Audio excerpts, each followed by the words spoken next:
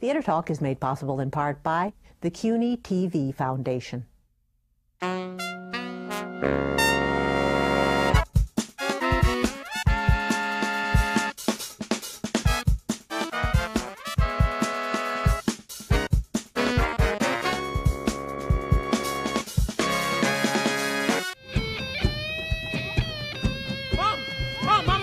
I can feel the spirit, and it's real. Check it out. Reverend Jones is singing the blues, and what we're doing is call and response. We brought it over from the motherland. Wow, we're just a tribe of bluesy Africans, and church ain't nothing but rock and roll. This is Theater Talk. I'm Susan Haskins. And I'm Michael Riedel of the New York Post. Passing Strange is the most innovative new musical to hit Broadway in a long time. It's got rock and roll, it's got gospel, and it's got the audience jumping to their feet and cheering every night. We're very happy to have with us Stew, the creator of Passing Strange, and his writing partner, Heidi Rodewald. You two did the music together, and you wrote the book, right, absolutely, Stew? yeah. Now, take us back. About 5 years ago, you were at Joe's Pub with your band. Now you're starring in a musical on Broadway. Tell us what happened in between to get you from here to there. I'm still trying to figure that out, actually, on a daily basis. Every morning I wake up and ask myself, you know, what happened in the last 5 years. You could say it started with the public theater peeking their head into Joe's Pub and saying these songs sound like perhaps they could be plays. And I said no, because I was terrified of theater. I'm a rock and roll guy. I come from Los Angeles. You know, in L.A., the closest you get to theater is if you maybe see Jack Nicholson at a red light, you know, when you're stopped. You know, I mean, that's about the closest we get to, you know, seeing an actor in a real room up close, you know. So, yeah, I was a little bit wary, quite wary, actually. They posed the magical question, which is, why not? Why not try it? And we had no retort, so next thing we knew, we were in a broom closet somewhere in the public, scribbling and singing songs, and some folks from the, you know, George Wolfe had a look in, and some folks from the Sundance Institute came and said, you know, you should come out to our 3-week workshop. So everyone likes 3 Skiing. weeks. Yeah, right. Yeah. I'm not much of a skier, but I like 3 weeks of, you know, looking at deer on my lawn while I'm trying to, like, you know, write something. And I got addicted to this business of writing something all night and then having professional, amazing actors read it the next morning. Yeah. When did you decide, though, to put yourselves into the show? Were you always going to be characters, performers in the show? Yeah, I mean, right? We knew there was going to be a band. Yeah.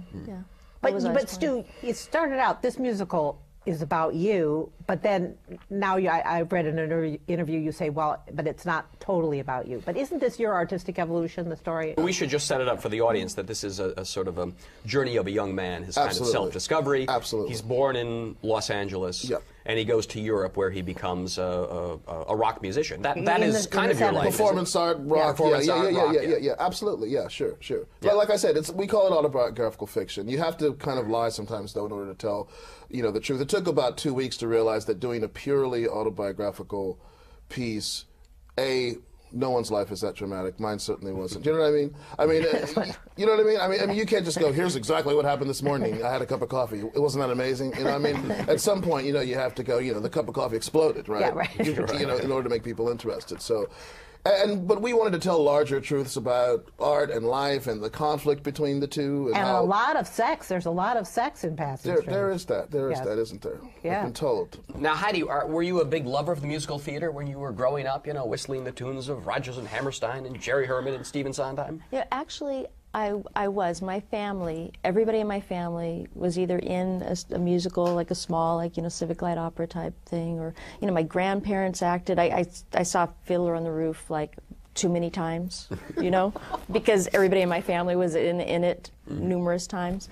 And everybody in my family acted and sang. And I was around musicals, and I loved them, but I was the one in my family to join a rock band, you know, and I played an orchestra. Must have been a dark day in the household when you announced that. Well, my family is so supportive. They, you know, my mom would show up to some, you know, surprise me at, you know, some little hole-in-the-wall rock club in L.A., I remember this one time. My sister was pregnant, and my mom shows up, and they're wearing black to fit in. Oh, that's wonderful. What year? 84. And I'm like, oh no, there's cockroaches on the walls. It's like the worst club you could possibly show up to. And my mom, no, my parents are there. Everybody. But it paid off because there you are performing on Broadway. Oh yeah, well yeah, and here I am. I'm the one, on Broadway. Your mom doesn't have to wear black for the opening night of Passing Strangers in Alaska. No, but it's crazy the way this is working. Stu, did you like the musical theater too? Did you pay much attention, or was this square, silly thing that? It wasn't even like I characterized it as square. I honestly barely knew about it. I probably knew only what you would be able to learn from being from LA. I learned only what you would learn from television. Which would be about the musical theater pretty much nothing. Yeah, exactly. So she took me to my first musical when I was in my late 30s. What was that? What was it? A very small production in Silver Lake, California, of How to Succeed in Business. What was most exciting to me about it? Now, I knew I would like the musical. That wasn't the issue. Yeah. What I liked was seeing human beings on a stage that were doing something other than what I was used to human beings on a stage doing, which was rocking out with guitars. And so creating a character, telling a story. Yeah, and I felt like immediately like there was this possibility that maybe there was like a nexus that we could create where like our rock thing could maybe meet up with that musical theater thing. That's the great thing about Passing Strange is that there's these wonderful rock performances, particularly yours, happening that makes it so much more exciting than a lot of the musicals we are now seeing. Thank you. I think this is for us. This was when the public theater first approached us, the main priority, all we said to them is, we don't want to do this unless we are going to be able to bring a kind of music onto the stage that we feel has never been there and maybe deserved to be there. Right. Because something, you know more about this than I do, but something happened when like rock and roll took the country over and the American musical did not exactly It died. That's what happened. Yeah, and it didn't adopt it, though. Exactly. Well, they tried, and it took a long time. I actually was going to ask you, Heidi, as a musician who grew up with the musical theater and liked the musical theater, do you have any thoughts on why the musical theater has taken, almost 4 decades now to be able to bring rock music into it? Spring Awakening is a rock musical. This is a rock musical. Well, but you had Hair back 40 years ago. Yeah, but 40 years ago. But there's a whole period of time where there was nothing. You were a musician at that time. Why do you think that? But I feel like everybody now doing, like we come into this with who we are, and I think a lot of people come into doing a musical going, what is musical theater? Yes. And it's Oklahoma. And it's like, well, no, actually, Oklahoma was doing something different than we are now. And I think people, it's very surprising. It really is shocking that people just think musical theater just stands still and it doesn't. Yes. And so, it's surprising because I do love old musicals, but I don't want to make one of those. We're not going to do that. It is very interesting to a lot of people who follow Broadway that you have this hip, bold, new rock musical produced by the venerable, let's say, Schubert organization, whose executives one does not normally associate with downtown clubs. We love Jerry Schoenfeld, the chairman, and Phil Smith, the president. They're great leaders of the industry. But what's it like for you guys from your rock world to sort of sit at a table with these old potentates of the Broadway world? Well, actually, the really cool thing about it is it's actually fun.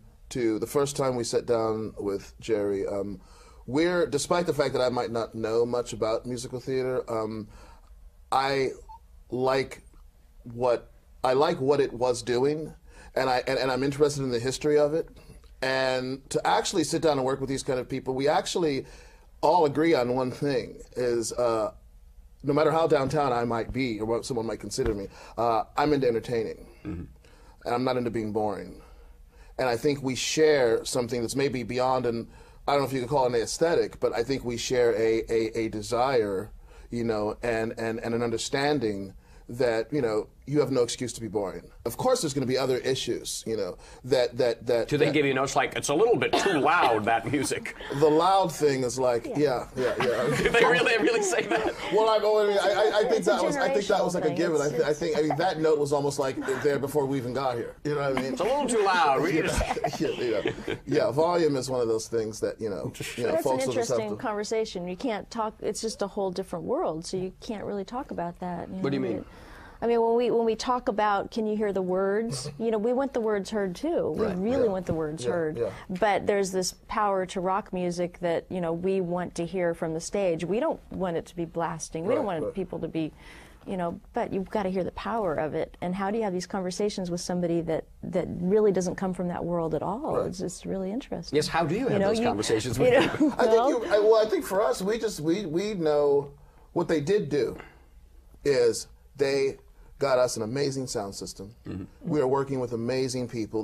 The guys and the girls that put this show together, just the technical sound people and the behind the scenes people, what is happening up there is incredible. They're working miracles to get us heard. Because the truth is, you know, a lot of rock shows you don't hear any lyrics. Right. To me, we're making a hybrid rock show, musical, and people are hearing the lyrics. 10,000 paintings everywhere. She was kind of an acrobat. And okay, maybe there might be some nights where, you know, the guitar gets a little too excited, or the you know, Jerry likes to call our drummer exuberant. You know, our drummer Christian. That's so right on. He describes Christian as being a bit exuberant, and I love that euphemism. But which really means too loud. But the thing is, you know, sometimes that's going to happen in a rock show. Right. So you miss a line or two. I'm not, you know, I'm not precious about the stuff. Yeah, I mean, it's part of the enjoyment of the music, though. You just kind of get wafted up into the air on it. I mean, when it explodes. And but I just want to address the one thing about dealing with, you know, the organization, which for us, it's kind of cool because they also remember, you know, they remember a time when lyrics were a more significant, important aspect of the musical, and they recognize that in our show. And see, that's something that's actually really cool, you know, that they actually remember a time, you know, when people like, you know, and I would never in a million years compare myself with any of these giants, but they remember a time when people like Cole Porter, you know, when the popular song actually was like classy and like a work of art, you know? I mean, it really was a work of art, you know? And you look at those lyrics sometimes from back then and you go, this isn't pop, this is art that was popular. Yeah, you know? And you're continuing in the tradition. We're trying, do you know what I mean? And they recognize, I think they recognize that maybe more than some 25-year-old kid who's just walking in and going, woo, this show rocks. You know. What don't they get, though? Where's the sort of, is there a gap there where you think, whoa, these guys are just not into what we're doing tonight? What do you think? Well, I think that the thing about, you know, now we're doing this on Broadway, and the thing about having buttons at the end of songs, that's a word we know now. You know, a button. You know, you want people want to clap. You know, people want to, and it's like, and it's so funny because we still hear this where it'll be like, well, you know, it works better if, you know, what do you mean it works better? You mean like we're actually thinking of the audience and we want them to clap there? And the thing is, it's almost like the in the worst case scenario, not best, but I think like the worst case scenario musical theater is like sort of like the desperate lover that says, love me, love me, love me, and I'll do everything I can to make you clap and fall in love with me. Rock and roll is more like the bad boyfriend. You know, he seems to not really care whether you love him or not, and because of that, you kind of want to get to him in some way. You want to get under his skin because he's kind of just... Rock and roll is about swagger. Rock and roll is about Keith Richards. Rock and roll is about... you actually are going to love me because I'm so cool. I think a lot of the worst case scenario musical theater is more like, please love me, love me, love me. And I'll end the song to show you where to put on a happy face and I'll tap my little brains out to get you to applaud. And so it is difficult to put this rock show in this place where maybe some people coming are used to that. You know, and sometimes the songs just end and they just go into another thing or whatever, and we're not really so worried about the machine of making people laugh or making people do this. We just and do our it's got to thing. feel true to us, or it's not working at all. No. Yeah, you know, so if it doesn't feel right to us, like we're going to put on a show, it's not going to. Well, you have to watch out right. because what I've been told is that they want to put some tap shoes on some of you guys at some point. To Oh, get yeah, out. That's the box that's in my dressing room right now. That's what you're talking At the about. rehearsals, Right? Stu wears a geez. torn-up sweatshirt with the. I'm sorry, what? Thing. You were saying? At the rehearsals, Stu wears a torn-up sweatshirt with the collar out of one my sweatshirt with the. Precisely. I mean, a rock and roll singer is a coat with no buttons. Right, exactly. Well, listen, it's a fascinating rock music. Passing Strange at the Belasco Theater. We hope you'll be there for a good long time, and thanks for bringing rock music to liven up sort of stodgy old Broadway. Thank you very much. Thanks It's been for fun. having us. Stew and Heidi, don't miss Passing Strange at the Belasco Theater. And you lose track of the pain when you're working the womb. And you lose track of her love. You lose track of her pain. You just hop back on that train and keep working, and keep working, and keep working, and keep working, and keep working, and keep working, and keep working. And that's how the song goes. That's how the song goes. That's how the song goes. The problem is it never stops.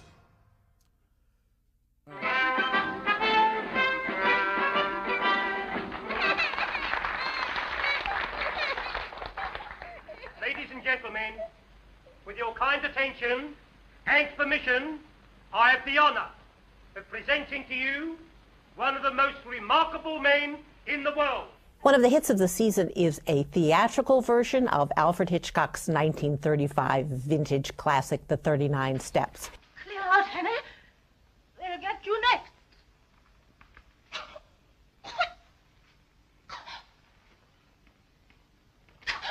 It's been re-realized on stage at the Roundabout Theater. Clear out, Henry. They will get you next. And we wanted to talk about it with our colleague and friend, Professor Jerry Carlson, the professor of critical studies at the City University of New York and an expert filmmaker himself. Jerry, welcome to Theater Talk. Thanks. You have a show that I love, Cinema Tech on City University of New York. CUNY TV, right. So now to The 39 Steps. Yes, ma'am. This is, you told me, one of your favorite films. In fact, it's a film that I fell in love with when I saw it in high school. It's one of those movies I think that many people have fallen in love with, that you have the sense of everything works here. Somehow everything is right about it. This is one of the movies that defines what the movies are in some kind of way. And I actually, I've been teaching at universities for over 30 years, and it's actually the first film I ever taught. I chose it as an example for those very first class I ever taught at a university. This is what the movies can be. What did you think of the Roundabout stage version of it? I thought the Roundabout stage version was, first of all, just terrific. And I thought it was very interesting because it is, first of all, it's not a parody. People should understand that. Right. It's an homage to, you know, a much admired object, but a much admired object that's over 75 years old now. And so it has all these period features to it. I mean, the UK, the London of the 21st century is not the Tweedy land of Hitchcock's 1935. And you also have the music hall London, too. I mean, the music hall is sort of key to the movie and, of course, to the stage version, too. The big scenes take place in the music hall. Well, absolutely on the mark, Michael, because one of the things that people think of when they think of Hitchcock is they always think, well, Hitchcock is the master filmmaker. Certainly, no question about it, a genius at it. But he was always somebody who was interested, when you might call this ongoing family dialogue between theater and film. And like all family dialogues, sometimes it's an argument and sometimes it's a discourse of love and appreciation. And in, I think the original film, if people have a chance to see it or review it, and by the way, I'd like to say that recently it was digitally restored, and so there's just this magnificent DVD of the 39 Steps that means you see it the way Hitchcock really filmed it, with that kind of clarity. But that it's a movie in which, as you said, it begins and ends in a music hall, but then the whole question of performance is threaded throughout the film. Richard Hannay, who is the uber Hitchcockian hero, you could say, because he's the poor, innocent guy trapped between the police and the bad guys on the run. He had the brilliant Robert Donnet, right? Absolutely. Whom I think is both of you probably know. Has this incredible presence on camera, and he's the everyman that becomes a hero. And in fact, as everyone recounts, he actually had very, very fragile health. Was a man who died very young from this. He had lung difficulties, and off camera, people were worried as to whether or not he could come on camera or not. And then on camera, he becomes every boy. Yeah. He sparkles, and he's every boy's hero. Yeah. I'm going to be a guy like that when I grow up. And they found quite a wonderful surrogate in the Roundabout production. I mean, it just has 4 actors, but the one person who plays just one part is this actor who plays the Robert Donnet part. And what's his name? We will. We're going to put up a chyron now over his image. And no, that's exactly right. And it is one of those pieces in which, unless you have somebody who's charismatic in that role, because he's the thread of the whole thing. I have to give wonderful credit, I think, to this theatrical production, because it is sort of at the same time lovingly mocking of the notion of the British stiff upper lip, hero, and at the same time, you want to watch him. You don't reject him. In fact, you want to follow. No, he's personable and handsome, and we should say for people who haven't seen the show that it's just a cast of 4, but the 4 people play all the different characters in the movie, and they do these fast switching around and practically no sets, and yet they look at most of the shots. They have most of the shots in there and say, how can we make this? How can we show the magic of this moment with the minimal theater experience? Well, I was thinking about that before we came on. And let's go back to the fact that this is actually all taken from a novel. But if I had to say what this was like the novel was a Botero sculpture of this huge character of some kind, but by the time we get to this, it's a Giacometti. It's this slender thing. It's this incredibly slender thing, because Hitchcock himself was this brilliant plastic surgeon while he was operating on the novel. Where was Hitchcock in his career when he made this movie? Interesting question. He was well-known director. I mean, insofar as directors were known. Again, that's his whole thing. Directors had a different kind of status. Hitchcock was kind of the first star director, right? When he eventually and knew that and knew how to build that kind of thing. He was a young man, not only of great artistry and skill, but of great curiosity. So he had been to Germany studying how the Germans were making films. He, like many people, was very interested in everything that was happening in world film culture in the 20s, which is just an extraordinarily creative period in film. And he's one of the guys who pulls it all together. And he pulls it all together in a film like The 39 Steps. Now, if we had a couple hours here, I could run you a bunch of clips from Soviet films and from German films and show you how he sort of puts it all together here. This is a kind of encyclopedia of what you can do with certain kinds of film techniques up until 1935. And all in about 85 minutes, right? Absolutely. Film. No. And one of the reasons this film and the theater production, which takes this from the film, are so palatable to us is because of its pacing. It's just this notion. It moves. Absolutely, it's a train. The train leaves the station, and the train keeps moving. So, and 39 Steps took him to Hollywood, right? It's one of the films that took all of a sudden he became not just a gifted contract director, because remember, directors were thought of as contract professionals. It's work for hire, and you do a better or lesser job, but it's really the studios or the producers who are this. And it began to emerge, and of course it emerged that he was somebody that was more than that. Now remember, if anybody would complain, and they shouldn't, but they would complain, well, why would you take Hitchcock and put him on the stage? He was so cinematic. Hitchcock himself in his career was someone who kept crossing media, because he shocked his colleagues in the 1950s, because here he is a major film director by anybody's standards, and he starts dabbling in this vulgar thing called television. So why would a master like that, and why would he be interested in making little weekly things? But of course he knew that you're inspired by and enriched by contact with as many media as But he never possible. back to the theater, though. He never, as a famous movie director, he never directed a play or a musical. No, he never did that. No. He was to my knowledge, from all from what I've read, no, he was a film and he was a screen guy. Let's put it that way. Yeah. The screen arts. I would imagine, if he could magically come back from the big studio in the sky, he would probably be figuring out a way to make the best thriller for your iPod right now. Right, exactly. All right. Jerry, thanks a lot for lending us your insights on Alfred Hitchcock and the 39 Steps, which is now on stage at the Roundabout Theater Company. Got to come back, and meanwhile, we'll see you on Cinematheque on CUNY TV. Thanks so much. What a pleasure chatting with both of you. Yeah, pleasure. What are the 39 steps? Come on, answer up! What are the 39 steps? 39 steps? 3, 4.